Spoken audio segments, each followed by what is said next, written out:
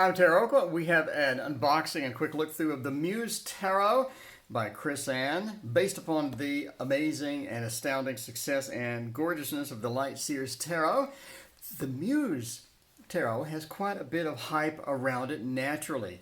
A lot of people are asking if it's the same size, and the box is almost the exact same size, so, of the Light Seers. So let's unbox and check this out. Here is the back. Pause the video if you want to read it. This was from Amazon. I believe it was 25 bucks total.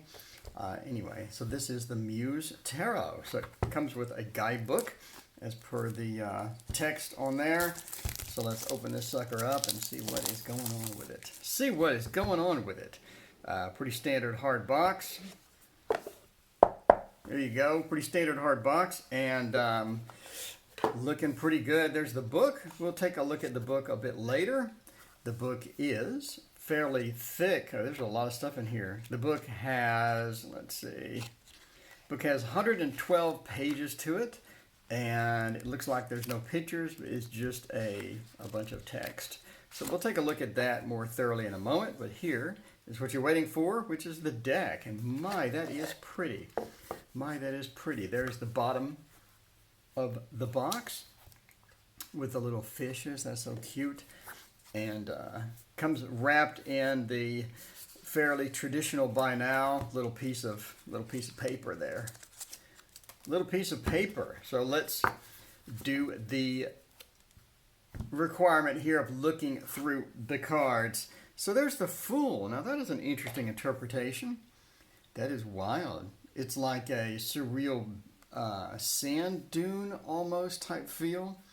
And the Magician as well, pretty cool. The Priestess, wow, that is nice. I like the little symbols along there, pretty interesting stuff there. Are those ruins? Is that symbol, is that a ruin? I'm not sure what the symbols are.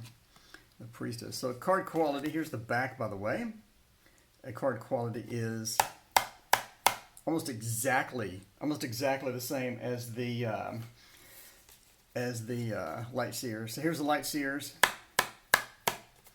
and then here's the Muse. So I mean, almost exactly like it. And if we put the decks, sorry to do this, but if we, somebody's going to ask, if we put the decks side by side, are they the same? Right? A lot of people are going to ask. So here is the Light Seers, and here is the Muse. And you're looking at almost the exact same dimensions there. And as far as thickness goes as well, you're looking at almost the exact same thickness. So I mean, it's pretty much a duplicate of it. So sorry for the rambling there. I know everybody wants to see the cards, and they're like, what are you doing? But somebody's going to ask about the back and the card thickness, and is it as thick as the original? So here is the Imprint. That is very attractive. I like the otherworldly feel from this. The Emperor as well looks really interesting. That's almost like a music type feel, right? With the lines. Hierophant, interesting. It sort of goes away from the traditional meanings pretty much. Like the Lovers has a bunch of interesting symbolism. We have the glow on the head, which resembles the Hanged Man. You know, the Hanged Man has the yellow glow. It seems like they both have a glow. It's like they have knowledge or something like that. I like that. We have the Chariot. That is interesting. That is interesting. It's almost like she's holding back or drawing energy from the horses. I like it. Then we have Strength. Again, instead of the overpowering the lion, we have that lion almost overpowering us, right? Pretty much, well, not literally overpowering, but being so much larger. And I like the Egyptian pyramid in the background as well. Hermit looks pretty wild. Does have the illumination aspect here, which really is nice. And that path leading up here sort of shows the aloneness or the isolation of the Hermit as well. So the Wheel is interesting. We have sort of different characters in different places. The Wheel, and it also shows the moon cycles, which the wheel is sort of what comes around goes around, right? So the moon cycles is really representative of that. Justice, almost like we have a different version, a fresher version of ourselves coming out of an egg type feel, right? So interesting. And then the two hands are sort of combining a balance. And then we have a pathway at the bottom. A lot of stuff for your intuition to hang off of. The hanged man or the hanged muse. So instead of the big yellow glow coming off the hanged man's head, we have it coming off of the eye, and the eye down there is sort of interesting doorway as well. There's death. I like it. I like death. That's interesting. That rebirth aspect as the moth comes out of the cocoon.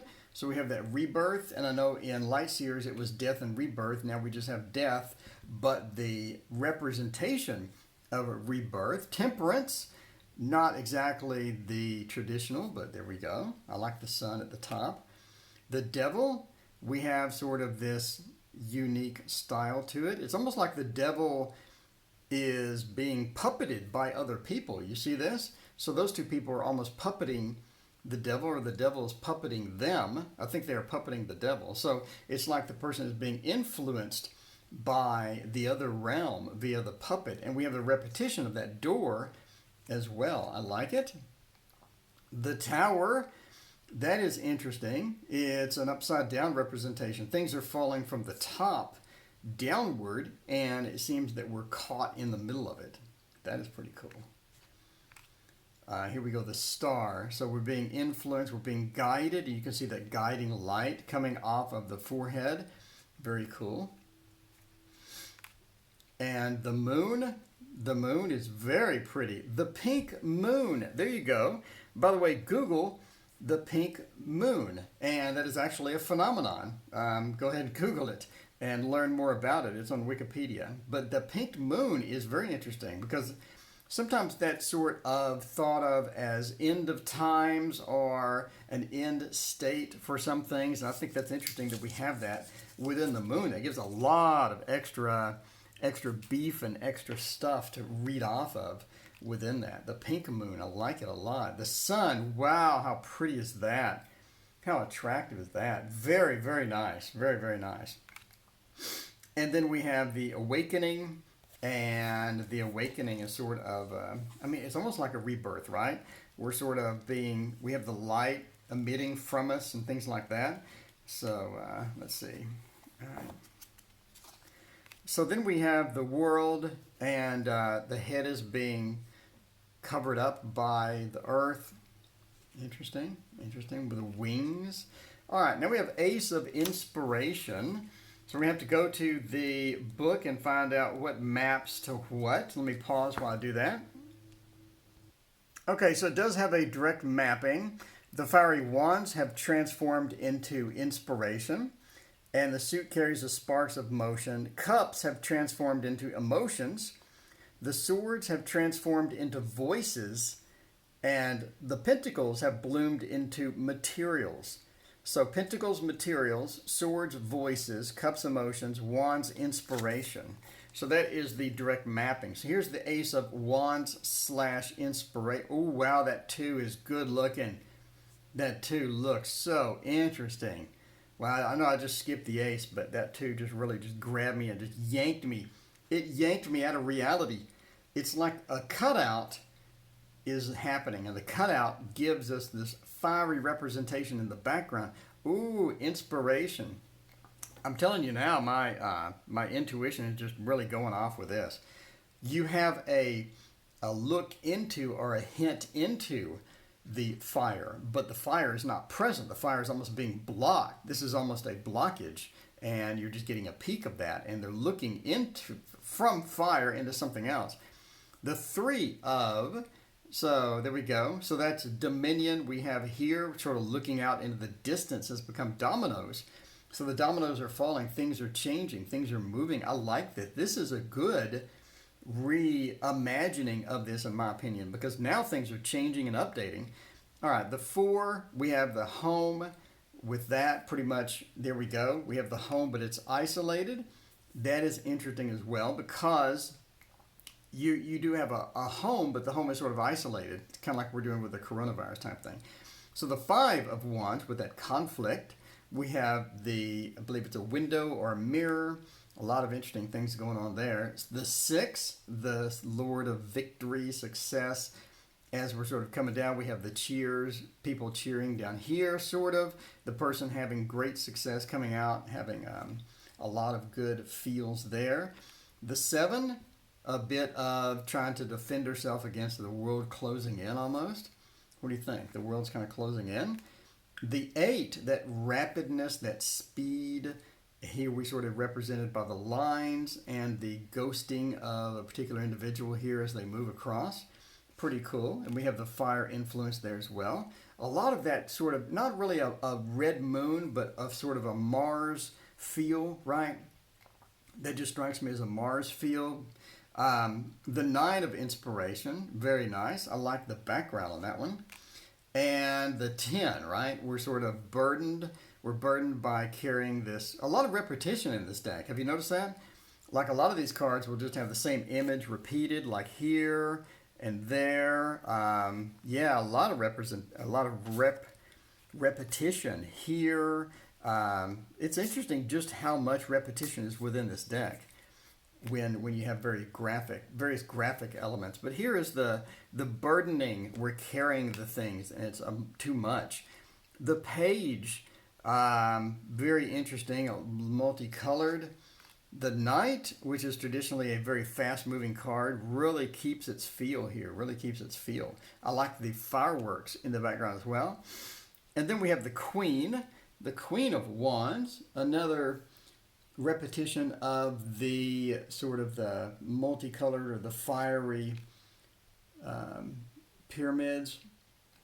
And then we have a sideways card. Oh, that is interesting. That is very interesting. All of you people that just hate sideways cards, how do you feel about this? Let me know. Let me know. The Muse of inspiration, which I assume is the King, is another repeated image, sort of a mirror image here. All right, now we do the Cups. The Ace of Cups, very cool. A lot of different graphic elements within it. The Two of Cups, that love feel, very well represented with a fish. Sort of is a callback to the fish in here, but it's a different type of fish. So I'm sort of waiting. I'm wondering if there's a card that actually represents that. Anyway, so now we have the Three with the group of people, the groups. The Four, what is it? The Lord of blended pleasure, right? Sort of interesting. We have the face on both sides, and then we have the gap in between the faces form the cup. Very cool. Or the chalice. You know, that old thing to where you have, is it a face or is it a cup? Well, now it's both. So the Five, bit of that, you know, displeasure, things not going quite well. Get a decent feel of that here. And then the Six, that is interesting. Okay, so we have just a window into some other dimension maybe with some child in it. So this is, the Six is sort of sharing that with your younger sister type feel, and we sort of get that here. All right, then the Seven, again with the fish theme, the Seven of emotions. I'm not sure what's going on there, but sure. The Eight, wow, the abandonment, feelings of abandonment, things going wrong. The Eight, very, very well represented, and that you know, that sort of that almost eclipsed moon feel really sort of rounds that out. The Nine is interesting. A lot of things going on in the card. And the 10 of everybody being happy, everybody being content. I like it. A lot of interesting things with a almost kaleidoscope feel in the background. So the Page, not really sure what's happening here, but more fish, which you would think would be on the Cups. The Knight is interesting as well. Nobody riding the horse, but there's just sort of going through it. The Queen, interesting as well. I like the sort of that individual up top. And then the Muse, we're back to the Muse. It appears that all Muses will be possibly just mirror images of each other and sideways. So here you get a couple of the fish from the bottom of the box here. This one sort of represents that one there. Interesting. And now we have the swords. We have the Ace of Swords. Not really a sword penetrating Kether anymore, maybe a light penetrating Kether, but we have the knowledge and the wisdom represented by the owl and somebody's dirty laundry, apparently, or flags, I guess. The 2, all right, with that blindness. And the blindness is sort of represented by the truncation of the face right at the eyes, right? In the traditional 2, we have 2 swords crossed and the person is blindfolded. And here, it's the eyes are truncated at the top of the card, sort of representing still having that blindness. Very cool. And we have another gateway and somebody walking towards it. And then we have the 3 of Swords, the heartbreak represented by the tears flowing down the eyes there, and somebody in a closed bodily position next to a door. Again, a lot of stuff for your intuition to sort of pick up here. 4 of Swords, sleep, rest, and yet we have things coming out of the eyes. Very cool. Now we have the 5 of Swords, the Lord of Defeat. A bit of a defeatist feel, but maybe not much. Again, a lot of repetition within these mirror images of faces and whatnot.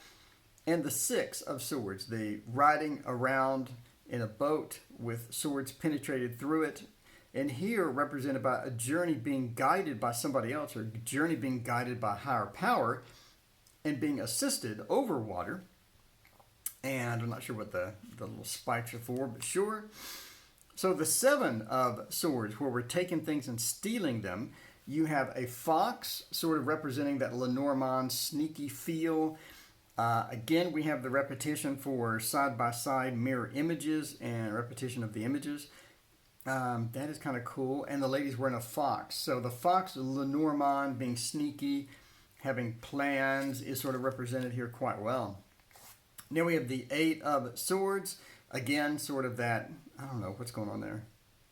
I don't know what's going on there. Then we have the 9 of Swords, right? The 9 of Swords, almost that death or that resting feel again. We have that feeling here, and then we have somebody that's sort of watching over this person or has some other goal in mind. And the 10, the absolute worst card in the deck, right? The 10 of Swords, completely being penetrated, but being penetrated here instead of swords with lines. I like the graphic representation of this. So it comes with sharp points here that sort of represent the penetration of the person, as well as, you know, obviously going through the person as well. All right, so now we have the Page. That is interesting. That is very interesting, sort of representation of that. And then the Knight, again, no rider. I find it interesting that none of the Knights have riders. It's just sort of the horse doing its own thing. The Knight of Swords is a very rapid, fast-moving card, and you can see this right here. It really sort of comes into play. And I like almost like the moon is sort of a cloud. Moon is filled with clouds almost. Then we have the Queen of Swords, a very boisterous, a very vocal person represented here by the crows. Crows do, you know, squawk a lot. And we have the Muse, again, being the king, represented by the Muse. And the Muse just being a couple of images combined. And I always see with a point here that. All right, finally we come to the Pentacles, right? The Ace of Pentacles, beginning a new job, beginning a new venture, beginning something good. It's coming up well. And not really sure what this is. Is that a stick? Is that a stick? What is a stick with stuff around it doing in the Pentacles? But sure, I mean, I thought that would be in wands. And then you have sort of the different rocks or different textures around that. Then we have the 2 representing choices, things like that. We have the choices juggling the roses. So we have good choices here, The 2 of materials. And then the 3, showing off your work. We're showing off our work here, or we're starting something, the birth of something good, And we have sort of a show off here and a pillar type feel. And then the 4, which is usually an interesting card, sort of hanging on to what we have. There we go. So she's hanging on to what she has, holding on, grasping, not letting go. And then the 5, the desolate, homeless people outside of the church, is represented quite well here. We have a depressed person, and it looks like they just came out of this maybe, or they're being illuminated by this. Interesting. And then we have the 6. Okay, that is unusual. Again, with the repetition for the right and the left side, images of people. And then the 7. Okay, I mean, that's interesting. We're planting our seeds. We're planting things. It looks like she maybe had planted this as she went along. And now it's blossoming, now it's flourishing, right? The 8, the second work card, that's where you worked, now you have success. Now we have success. And we can see this with the various juggling or the various holding of the various flowers. And then the 9, right? We have the good news, everything's going well. We have sort of an explosion of graphics there. And finally, the 10, we have everything that we need. Everything that we need. Everybody's happy. We have the dog, the grandpa, we have the family, the children, the house, and everything. Very well represented here with a tree, right? Back maybe the tree of life representation, sort of a hint for the tree of life.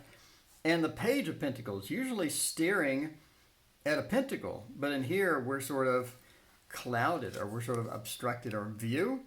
The Knight, again, where we planted things and now we are proud of them, and you can really feel that here, again, with no particular person there. And then the Queen, and then finally, the Muse of Materials, again, with the long card. But this time we have somebody walking a path.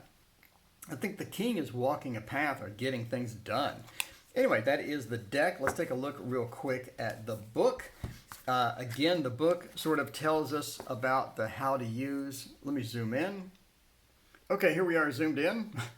The book telling us how to use this offbeat tarot deck. Then we have the major arcana, and for each card, we have about a page. A pause and look at the Empress, for example. And the Emperor. Pause and read the Emperor.